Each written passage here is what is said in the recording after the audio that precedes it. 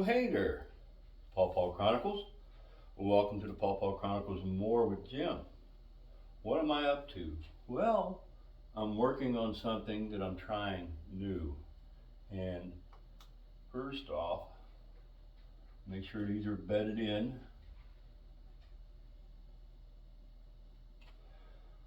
These are root maker flats. And what I'm doing is I'm pushing the bottom of the flat to make sure I got real good contact with the soil that's in here. The tub itself is an 8-inch tub. I got about 6 inches of dirt in there. These flats are 4 inches deep, so about 10 inches. And I'll explain to you here in a little bit what it is I'm up to. I've been waiting to try this process for a while now. Now I took out my pawpaw seeds. There's a total of 96 here. Not all 96 are going to germinate, but what ones do, I'm going to be working on the air pruning. Let me show you this. This is a root maker system. As you all know that have been following me, I'm a big advocate for building up root mass.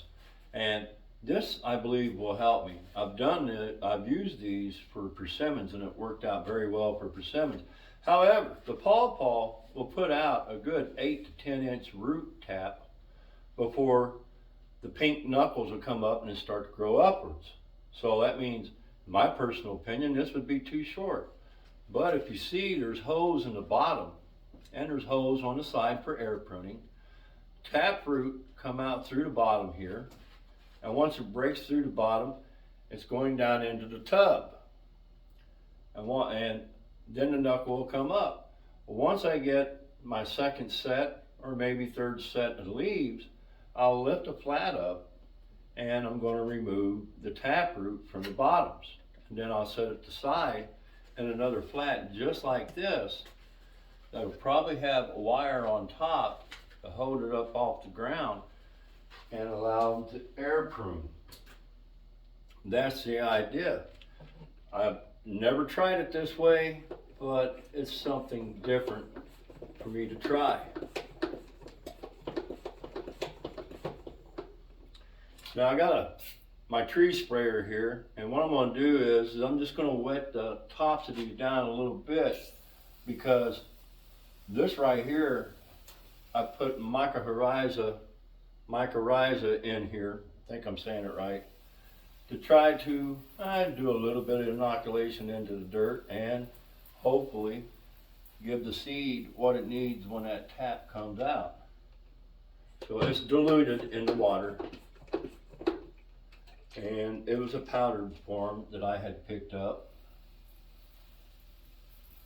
And like I said, I just want to wet it all down. And then I'll water it in with the water hose. Maybe on second thought I won't have to because there's so much here. I can probably get a good watering in here on this. Now I know what I just talked about. A lot of people will say, oh, that's a cardinal sin. You're cutting the taproot off. Well, in the pawpaw world, in the eyes of a lot of people, and you're probably right in the way everybody's thinking. But I'm not thinking the way everybody else is thinking. I'm thinking the way that I feel in my own personal beliefs that will help benefit the seedlings when it comes time to put them into the field. Pawpaws have a delicate root, and a lot of people feel that when you dig that tree up, you got to really dig down deep to get the taproot up.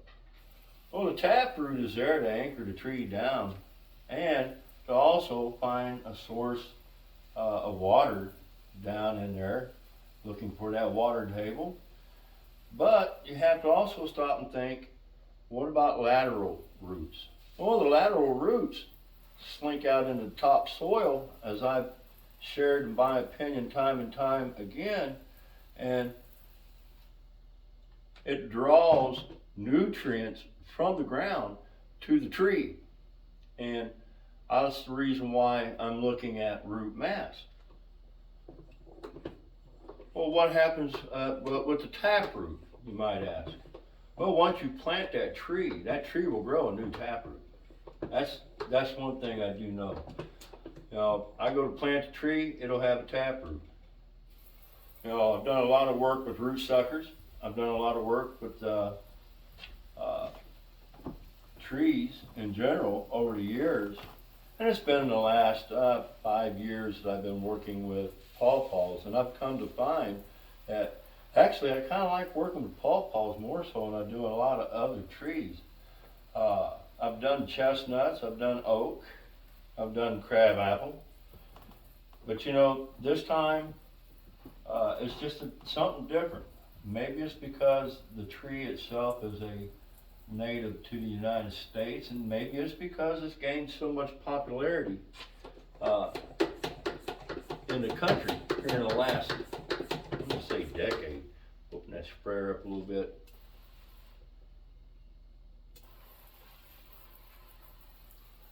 It's just, you know, I've gotten to the point to where I think I'm going to start working with pawpaws more so than the other trees. I didn't do any collection of chestnuts or oaks to germinate. I decided I wasn't going to germinate any more of them. The only other seed that I'm germinating besides the pawpaw is the persimmons, in which that's something later on down the road that I'm going to try and do something with. But got a lot going on here. And like I said, when the time comes, these will get unearthed. They'll be taken up off this tray and tap roots cut in. I pushed them down a little bit into the dirt to make sure I got a really good contact with the soil down below, and to give that taproot plenty of opportunity to sink down in there. And the tub itself works out great. You know, the tub itself I bought at Menards. The root makers came from the root maker company out of Huntsville, Alabama. And it was almost as if the tub was made for these flats, because 3 of them side by side fit down inside that tub all the way down into the bottom. And this right here is housing 96 seeds. Not all will come up, but man, if I could get 100% germination, man, that's 96 trees within a 2 by 3 foot area. It's a lot of trees in a small area. Of course, once these come up and they get started really good, and I work on the air printing of the roots, by the end of the season, I'm going to have to try and do some transplanting, probably roughly around August, depending on when they start coming up. But anyways, thanks for the support of the group. Thanks for the support of the page.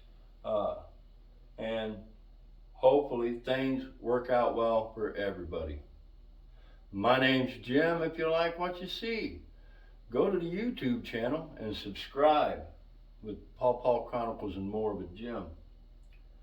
But y'all have a God bless day.